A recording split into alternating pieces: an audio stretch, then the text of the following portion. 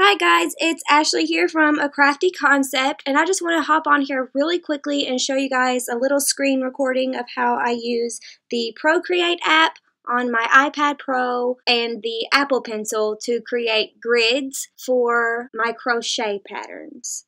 The Procreate app is down here at the bottom. I'm going to click on that, and then I'm going to go up here to the little plus sign and click screen size, and that's just going to give me a blank screen to start with. I usually have the color black over here, and for paintbrush, we are going to choose textures and then grid, and I go ahead and click that. You can pinch to zoom in or out. I like to be able to see all four sides of the sheet, and this toggle over here is going to show us how big the grids are. So if I go all the way up, my grids are pretty big. Two-finger tap to erase it. This is not a Procreate tutorial. This is just a quick showing you how I use Procreate to make grids. There's lots of Procreate tutorials on YouTube already. I will try to link some good ones in the description. So I'm going to go down just a little bit until I find a grid size that I like, and I think that's a good size. And then I color this in until the whole page is covered with grid, but the key is you cannot lift up your pencil, because if you take your pencil off the screen, it will start all over, and then your grids won't be lined up. So you're basically painting a grid right onto the screen. And if I were to lift up my pencil and start again, see how the grid so two-finger tap to erase. Now I have my grid, and I go up here to these two little squares that are touching each other next to the black circle, and I push the plus sign to get another layer. And that way, everything I do on this layer doesn't affect the grid layer, and I won't mess up my grid. So now I'm working on layer 2, and let's change the color to pink.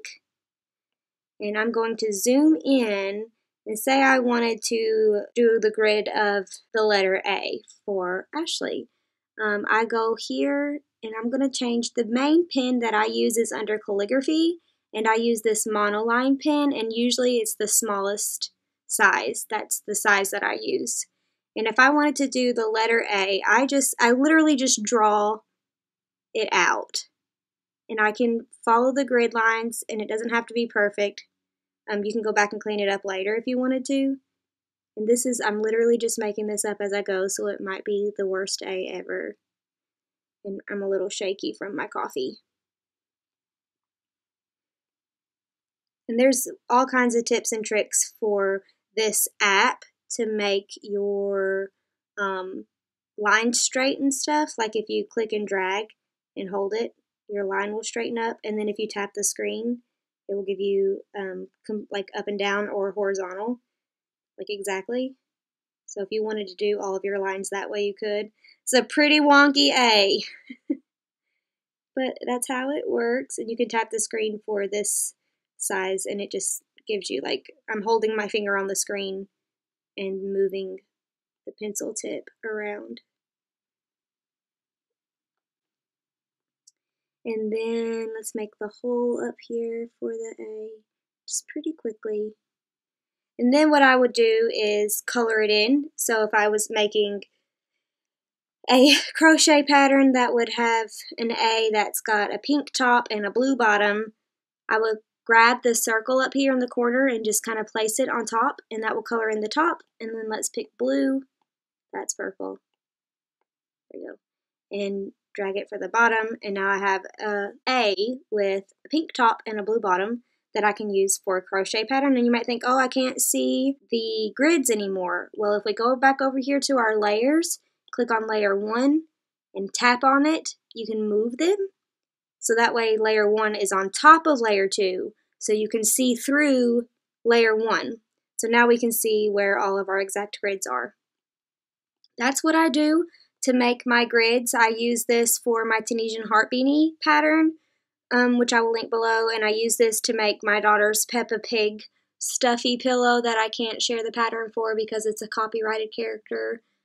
This is just how I do it. It works well for me. You can go back in and clean up these lines with the eraser tool if you wanted to, if it bothered you, and sometimes it bothers me. So I'm just going to go back to monoline for the eraser tool also.